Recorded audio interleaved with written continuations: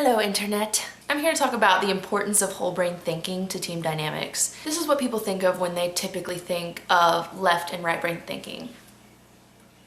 You have the left side, which is viewed as the logical side, and the right side, which is viewed as the creative side. All of this is somewhat blown up and misinformed. Scientifically, we all use all parts of our brains to approach any kind of complex problem. The difference is that the left side of the brain is more organization and structure oriented, and the right side of the brain is more empathetic and contextual in its understanding of things. For example, language.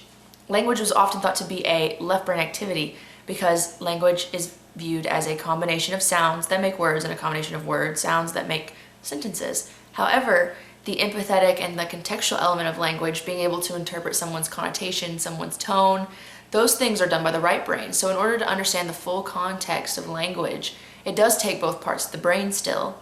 But while it's scientifically true that we use both parts of our brains to approach problems, culturally, we are taught to listen more to one side or the other. You're told to use your head, or you're told to follow your heart. Advice like this has polarized the two halves of the brain and has caused people to split into, do they believe more in the head's capacity or more in the heart's capacity? Are they more reason or are they more intuition? When children are growing up, if they show an interest in math and science, they're taught to join academic team or to join the math club. If they're showing an aptitude for more creative things, people are going to tell them to go take art classes or go try a new instrument. And by raising people in that polarized way, we create people that listen to one part of their brain and use it more in approaching situations. This is where the idea of left and right brain thinking is very meaningful to our society still. Now let's take those dynamics and apply them to teamwork. There are several ways to structure or conceptualize teamwork dynamics. One would be the Herman brain dominance instrument, which divides it into 4 categories. However, if you just simplify it, what it comes down to is there are people that are facts and figures, give me the data, deliverables, do kind of people. And then there are the think kind of people, the creatives, the brainstormers, the people with the ideas, the left and the right brain. Whole brain thinkers can speak to both sides of the equation. When they come into an environment, they might adapt and fill the missing roles. So if they're in a room full of creatives, they'll be the more practical, logical, structure-oriented person. But if they're in a room full of logical mathematicians, they would become the creative ideas person. So in that way, they bring added value to the table because they can become whatever they need to become to round out the team. On top of that, they also add value to the communications aspect of teamwork because no matter what roles they've taken, they identify with and can empathize with the other half. Here are some of my tips on how to become a whole brain thinker. Number 1, hobbies.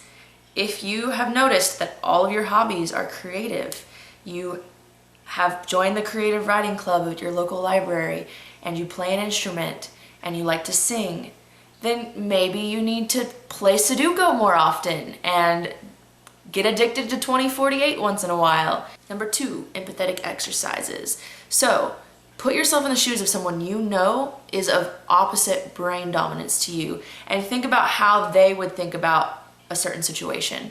For example, if you're a very emotional person and you're in the heat of the moment, sometimes people channel their grandmother's voice or their parents' voice and think about how they would mentally work through a situation. Number 3, habit formation.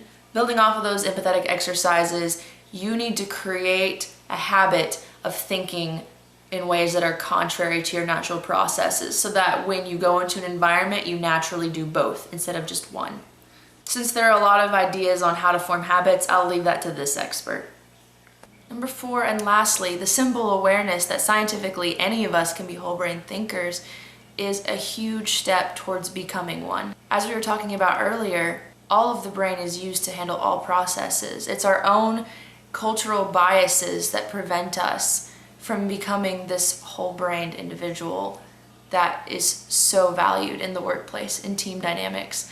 In a study by Sommer and Sommer, only a third of the population was whole-brained, and in men specifically, only 17%. So I encourage you, if you're watching this video and you see yourself approaching the situations from the same angle every time, take these tips, find more tips, figure out how to keep growing, how to keep becoming the best version of yourself, and become a whole brain thinker.